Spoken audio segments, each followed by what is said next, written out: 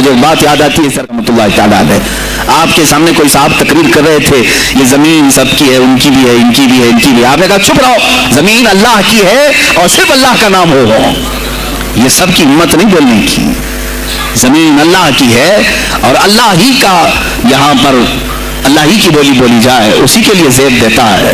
جس کے گھر میں رہ رہے اسی کی بات کرو. سرکار بغداد ان کی کرامات اپنی جگہ پر، لیکن ان کی زندگی کے کچھ اہم گوشے میں لے کر آج حاضر ہوں. آج ہمارے حالات کے اعتبار سے بھی ضرورت ہے اس کی. جب آپ پروان چڑھتے رہے اپنی ماں کی گود میں، بہت جلدی آپ کے والد گرامی کا انتقال ہو گیا. آپ سے خود پوچھا گیا تھا غوث پاک سے، آپ کی جوانی میں یا جب آپ کا شہرہ بغداد میں بہت ہو گیا تب پوچھا گیا تھا آپ کو اپنے ولی غوث پاک سے ہی پوچھا گیا تھا آپ کو کب پتہ چلا اللہ نے آپ کو ولایت کا یہ مقام عطا کیا. آپ فرماتے ہیں جب میں 10 سال کا تھا مدرسے جاتا تھا تو غیب سے ایک آواز آتی تھی، افصحوا فی المجالس لولی اللہ. غیب سے آواز آتی تھی اے لوگوں مجلس میں جگہ چھوڑ دو، اللہ کا ولی آ رہا ہے. یہ آواز صرف میں نہیں، میرے استاد بھی سنتے، وہاں بیٹھے شاگرد بھی سنتے اور سب کھڑے ہوتے تھے، جگہ دیتے تھے. غوث پاک فرماتے ہیں جب ہر بار مجھے یہ آواز آنے لگی تب مجھے احساس ہوا کہ اللہ تعالیٰ نے مجھے ولایت کا تاج پہنایا ہے. پھر آپ کو لہو و لعب میں کھیل کود میں نہیں. فرماتے ایک بار میں صرف ایک گائے کی پونچھ پکڑنے کی کوشش کر رہا تھا، گائے پلٹ گئی، فصیح عربی میں کہنے لگی الہذا خلقت ام بہذا امرت یا عبد القادر، اے عبد القادر کیا تجھے اسی کام کے لیے پیدا کیا گیا یا تجھے اللہ نے اس کام کا حکم دیا کہ میری پونچھ پکڑے. غوث پاک فرماتے ہیں میں چونک گیا کہ ایک جانور مجھ سے عربی میں بات کر رہا ہے. اور اس کے بعد وہ گائے خود کہنے لگی اے عبد القادر تو مخلوق کے لیے بنایا ہے، اپنے بندوں کو راہ راست پر لانے کے لیے. غوث پاک فرماتے ہیں اس کے بعد زندگی میں کبھی کھیل کود کی خواہش بھی نہیں آئی، کھیل کود کی خواہش بھی نہیں آئی، کبھی تصور بھی نہیں کیا. اور جب آپ جیلان سے نکل کر بغداد آئے، بغداد کے جو حالات تھے وہ آپ نے بہت قریب سے مشاہدہ کیا. میرے عزیزو آج کے جو حالات ہیں نا، آج کے جو حالات میں نے پڑھا اس سے بھی زیادہ ڈینجر حالات اس زمانے کے تھے. آج لوگ حالات کی شکایت کرتے ہیں، بہت سارے علماء مولانا ہم سے کہتے ہیں حالات اب صحیح نہیں ہیں، ویسے نہیں ہے پہلے. میں تمہیں غوث پاک کے حالات بتاتا ہوں اس وقت سیاسی حالات کیا تھے. اتنے خطرناک ہو چکے تھے. بغداد میں شیعوں نے اپنا گڑھ جمایا تھا، یہاں تک کہ ہر عالم پر، ہر وائز پر، ہر امام مسجد پر پابندی تھی. سیدنا ابو بکر صدیق اور حضرت عمر کا کوئی نام نہیں لے سکتا تھا، کوڑے مارے جاتے تھے. شیخین کا اگر کسی نے نام لے لیا کسی عالم نے، کوڑے مارے جاتے تھے. خلیفہ واثق باللہ تک یہ تاریخ چلی بغداد میں، اور سلطنتیں ٹوٹ چکی تھی. سیاسی حالات اس قدر خراب ہو چکے تھے، چھوٹی چھوٹی ٹکڑیوں میں بٹ چکے تھے مسلمان. مصر کی طرف دیکھیں تو فاطمی حکومت قائم ہو گئی تھی، وہ اپنے آپ کو فاطمی کہہ رہے تھے. بغداد میں عباسی خاندان حکومت کر رہا تھا اور وہ بھی سمٹ کر کے صرف بغداد کے اطراف رہ گئی بس. کی طرف دیکھیں تو سلجوکی خاندان تھا، ایک ایک ٹکڑا حکومت کر رہا تھا اور یہی آپس میں دست بگریباں تھے، ایک دوسرے سے لڑ رہے تھے. اور پھر پلس اس پر ایسا کہ بازنطینی جو عیسائی تھے، صلیبی تھے، ان سلطنتوں کو آپس میں لڑا کر کے اس قدر شدت پیدا کر چکے تھے کہ بغداد والا مصر نہیں جا سکے، مصر والا ترکی نہ آ سکے. پھر ادھر بخارا، سمرقند، نیشاپور، یہ جو رشیا میں ہے آج، ازبکستان وغیرہ میں، یہاں الگ ایک سلطنت قائم تھی اور ہند میں الگ کفرستان تھا. سب جگہ الگ الگ حالات تھے. اور مسلمانوں کے لیے اس زمانے میں ایسے حالات ہو گئے جیسے لاک ڈاؤن. ابھی سیم میں آپ کو بتا دوں سچویشن. لاک ڈاؤن میں کیا ہوا تھا معلوم؟ یہ ہمارے طلبہ دیکھیں 8 مہینے سے بیٹھے ہوئے ہیں، مدارس میں نہیں گئے، حفظ قرآن کر رہے تھے، عالم دین بن رہے تھے، مدرسے بن رہے نا، گھروں میں بیٹھے کچھ تو آوارہ گردی کر رہے ہیں. اسی طرح کالج کے بچے بھی، اسکول کے بچے بھی سب چھوٹے ہوئے ہیں لاک ڈاؤن کی وجہ سے. سیم یہی سچویشن اس زمانے میں ہوئی. بغداد علمی مرکز تھا، کوفہ اور بصرہ علم کے مرکز تھے. آپسی رنج بادشاہوں کی طلبہ ایک جگہ سے دوسری جگہ کا سفر نہیں کر سکتے تھے. بغداد کے سارے مدرسے بند پڑے ہوئے تھے کیونکہ طلبہ آ نہیں سکتے. کہاں سے آئے؟ تم مصر سے آئے، واپس جاؤ، اس سلطنت میں کیا کر رہے ہو؟ اس طرح کی سختیاں. یہاں تک کہ یہی زمانہ ہے جب حسن بن صبا نام کا ایک ایسا منافق جس نے اس زمانے کے بادشاہوں کو خرید لیا اور کچھ لوگوں کو نشے کا خوگر بنایا. حشیشین وغیرہ آپ نے سنا ہوگا. صلاح الدین ایوبی کا زمانہ ہے. غوث پاک سے صرف 4 سال بعد صلاح الدین ایوبی آئے, صرف 4 سال بعد. بن صباح نے ہزاروں نوجوانوں کو نشے کا عادی بنا دیا تھا, ہزاروں نوجوان. اور کیسا نشہ, کوکین, افیون وغیرہ سب تو لے کر کے تو لوگ ہوش میں آ جاتے ہیں. وہ ایسا تھا کہ اس نے جو نشہ دکھایا تھا, ایک چھوٹے سے کمرے میں ان کو رکھتا اور انہیں بتاتا کہ یہ درخت ہیں, یہ نہر ہے, یہ محل ہے, یہ حور ہے, تو اسے جنت ہی سمجھتے تھے. اور باہر نکالتا اس کو, تڑپ تڑپ کے آدمی مر جاتا کہ مجھے میری جنت میں واپس کرو. وہ جنت نہیں کمرہ ہوتا تھا, لیکن نشہ اسے ایسا کرایا جاتا تھا کہ اس کمرے کو وہ جنت سمجھنے لگتا تھا. اور ان نوجوانوں سے کیا کرایا جاتا تھا, ان کو نشے کا عادی بنا کر کے باہر نکالا جاتا, انہیں ٹارگٹ دیا جاتا, فلاں مجلس میں جاؤ, فلاں خلیفہ کو قتل کرو, فلاں وزیر کو مارو, فلاں سپاہیوں کو مارو, فلاں عالم دین کا قتل کرو. اب وہ کیا آتے ہیں اس لیے کہ انہیں نشہ چاہیے تھا. وہ 1 دن 2 دن سے زیادہ اس نشے کے بغیر رہ نہیں پاتے ہیں. وہ اپنا ٹارگٹ کرنے کے لیے اپنی جان بھی جوخم میں ڈالتے ہیں. اس طرح کے کئی حملے خلفاء پر کرائے حسن بن صباح نے. اور جانتے ہیں, میں نے آج تاریخ دیکھی, حسن بن صباح نے علماء اہل سنت کو اس زمانے کے 40,000 علماء کو قتل کرایا. کہ وہ زمانہ تھا جہاد کا حال یہ تھا کہ نشہ زیادہ ہو چکا تھا, علم دین کے مراکز بند ہو رہے تھے, اور علماء بولنے میں ہچکچا رہے تھے, ڈر رہے تھے, اور سلطنتیں آپس میں ایک دوسرے سے ٹکرا رہی تھی.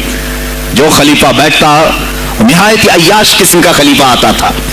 اکثر خلیفہ عیاش آئے, ان کے حریم میں, ان کے حرم خانے میں, یعنی ان کے محل میں 40 عورتیں ہوا کرتی تھیں جن کے ساتھ وہ وتی کرتے, جمع کرتے.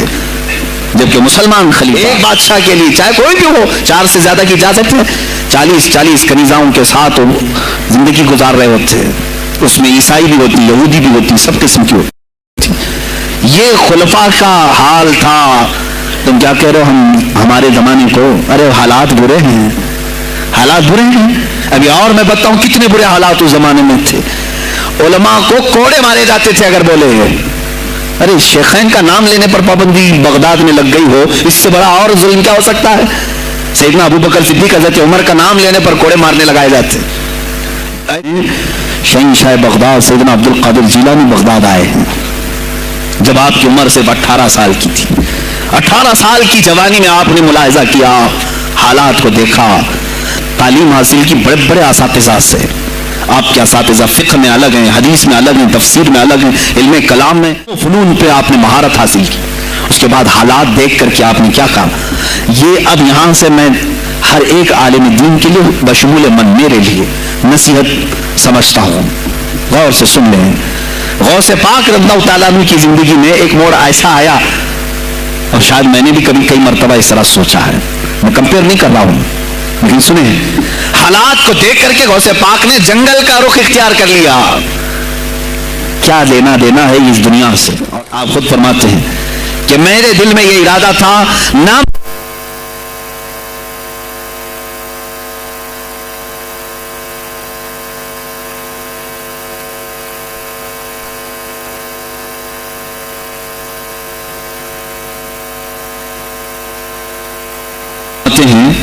میرا ارادہ ہوا جنگل میں ایسی جگہ رہوں کہ نہ مجھے مخلوق دیکھے اور نہ میں مخلوق, عبادت میں ایسے مصروف ہو جاؤں. جنگلوں میں آپ عبادت کرتے رہے, لیکن فرماتے ہیں مجھے غیب سے آواز آئی اللہ رب العزت کی طرف سے, کہا اے بندے قادر, آپ کا نام ہی عبد القادر ہے, اے قادر کے بندے, تجھے اللہ نے جنگلوں کے لیے نہیں بنایا, امت مصطفیٰ کی رہنمائی کر, خلق خدا تجھ سے نفع حاصل کرے, واپس آ جا. غوث پاک فرماتے ہیں تو تھا کہ میں اپنی زندگی اللہ کی یاد میں فنا کر دوں, لیکن میں شہر صرف اس لیے واپس آیا کہ جنگل میں صرف میری اصلاح ہو سکتی ہے, شہر میں پوری امت کی اصلاح ہو سکتی ہے. علماء کے لیے یہی آج نصیحت ہے, تم چاہے تو گدی نشین بن جاؤ, سجادہ نشین بن جاؤ, جھولی نشین بن جاؤ, جنگل نشین بن جاؤ. ہو سکتا ہے تمہارے اپنے فائدے کے لیے تم سوچ سکتے ہو. میں نے ابھی یہ کہا, میرے دل میں ارادہ تھا کہ گوشہ نشین ہو کر کے اپنی عبادت کریں, اپنی آخرت کی فکر کریں. نہیں, علماء کو اللہ تعالیٰ نے علم عطا کیا ہے امت مصطفیٰ کی رہنمائی کے لیے, ضمانت ہے. चाहें तो भी छुप ना सकें। अजीजा ने गिरामी वक़ार, गौस पाक रज़ियल्लाहु ताला अन्हु वापस बगदाद। अच्छा, वो इतनी इबादतों के अरसे में जानते हैं कहाँ कहाँ का सफर नहीं किया उन्होंने? जंगलों का सफर, सहराओं का सफर, बयाबानों का सफर, यहाँ तक कि श्रीलंका की सरजमीन तक पहुंचे, मुल्तान तक आए। ये तारीख की किताबें बताती हैं आपने पैदल ये सारे सफर किए। फिर वापस उसी बगदाद आए जहाँ के हालात बड़े ही कशीदा थे, और खुलफाए वक्त के खिलाफ जुबान खोलना ये आग से खेलने के बराबर था। और सबसे बड़ा मसला तो गौसे पाक के लिए ये था कि आप बगदाद के नहीं थे, इराक के नहीं थे, आप जीलान से आए थे। जीलान ईरान में है। उस जमाने में तबरस्तान एक सूबा था, तबरस्तान का एक शहर जीलान था। जीलान से आए हुए थे बगदाद में। आपकी जुबान फारसी थी, फारसी जुबान का इल्म बगदाद में आया है, और बगदाद पूरा अरबियों का है, फसी अरबी बोलने वाले लोग। और निहायत ही अय्याशी में पड़े, इनकी इस्लाह कैसे करें। दिल में बार बार ये एहसास होता। गौसे पाक फरमाते मेरी जुबान फारसी थी और इनकी जुबान अरबी है, मैं इनसे खिताब कैसे करूं, इनको इस्लाह के रास्ते पर कैसे लाऊं। बार बार सोचते थे, दर्द होता था कि उम्मत मुस्तफ़ा को इस हाल में मैं नहीं छोड़ना चाहता। एक दिन एक मस्जिद में गमगीन हालत में सोए, जोहर का वक्त था, नमाज पढ़ करके आप आराम कर रहे हैं, और जैसी आंख बंद हुई सरवर कायनात सल्लल्लाहु अलैहि वसल्लम तशरीफ लाए। पूछा अब्दुल कादिर क्यों गमगीन है मेरे बेटे? कहा कि या रसूलल्लाह सल्लल्लाहु अलैहि वसल्लम, जुबान मेरी, मैं अरबियों के बीच बैठा हूँ, इस्लाह करने की कोशिश करता हूँ, लेकिन मुझे ये अजमी समझेंगे। अल्लाह के नबी सल्लल्लाहु अलैहि वसल्लम ने फरमाया तू अपना मुंह खोलो। आपने मुंह खोला, हुजूर पाक ने अपना लुआब पाक डाला, दूसरी बार डाला, तीसरी बार डाला, चौथी बार डाला, पांचवी, छठी, 7 मरतबा हुजूर पाक ने अपना लुआब पाक दिया और कहा अब्दुल कादिर अब उठ और बयान करो। फरमाते हैं मैंने हुजूर अकरम सल्लल्लाहु अलैहि वसल्लम का लुआब पाक लिया, थोड़ी ही देर गुजरी थी, मेरे ख्वाब में ही मेरे जद्द करीम मौला कायनात अली मुर्तज़ा तशरीफ लाया। कहा फिर वही सवाल किया अब्दुल कादिर क्यों नहीं बयान करते? कहा मैं फारसी नस्ल, फारसी हूँ और अरबियों के बीच में हूँ। उन्होंने कहा तो अपना मुंह खोलो। बाबुल इल्म, बाब मदीनतुल इल्म, अली करमल्लाहु वजहुल करीम अपना लुआब पाक डालते हैं, 1 बार, 2 बार, 3 बार, 4 बार, 5 बार, 6 बार। बस उसे पाक ने कहा नाना जान ने मुझे 7 मरतबा पिलाया, आपने 6 मरतबा। अली करमल्लाहु वजहुल करीम फरमाते मैं बराबरी तो नहीं कर सकता, वो रसूल कायनात हैं। अजीजा ने गिरामी वक़ार, गौसे पाक फरमाते फिर मेरी आंख खुली और उसी जामा मस्जिद में जब मैं खड़ा हुआ और खिताब के लिए लोगों को पुकारा तो देखा इधर से भी मखलूक आ रही है, उधर से भी आ रही है, सामने से भी आ रही है। मजमा इतना कसीर के तिल भरने की जगह मस्जिद में नहीं थी। और जब आपका खिताब खत्म होने को था लोग अपने कपड़े फाड़ने लगे, होने लगे। इतनी तीर बहदफ कलमात थे कि सीधे सीने में पैवस्त हो जाते, दिलों में उतर जाते। उसके बाद वही दिन था सैयदना अब्दुल कादिर जिलानी को लोगों ने हाथों हाथ उठाया। बगदाद में शोहरा हो गया कि कोई एक अजमी आया है और अरबियों पर फौकियत ले गया है। सारे अरबी उसके सामने दंग रह गए हैं, कोई अरबी उसकी फसाहत को नहीं पहुंच पाता है।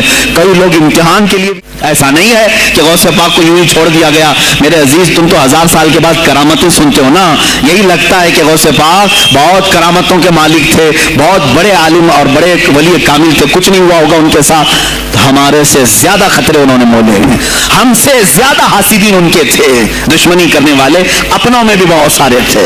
गौसे पाक रज़ियल्लाहु ताला अन्हु का जब खिताब शुरू हुआ, एक खतीब जब मशहूर होने लगे तो दूसरे मौलवी खामोश रह जाएंगे।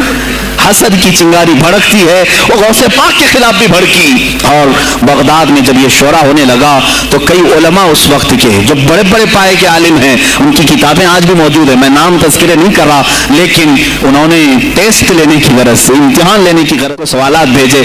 एक दिन मजलिस में ऐसा था कि गौसे पाक तफसीर कुरान बयान करते थे।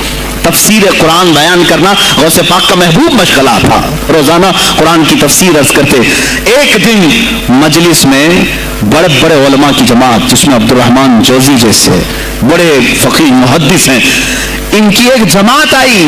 कुरान की जो आयत की तफसीर वो कर रहे थे, उस तफसीर को कई किताबों से उन्होंने اور لے کر کے آئے مجمع میں بیٹھے غوث پاک نے تفسیر شروع کی. ایک آیت کی کتنی تفسیریں ہو سکتی ہیں, کتنی تفسیریں ہو سکتی ہیں.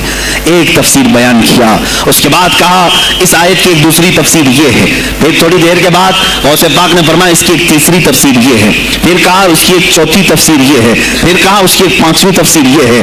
بیان کرتے جا رہے ہیں یہاں تک کہ سینے ہو گئی. جو بیٹھے ہوئے تھے وہ آش کرنے لگے.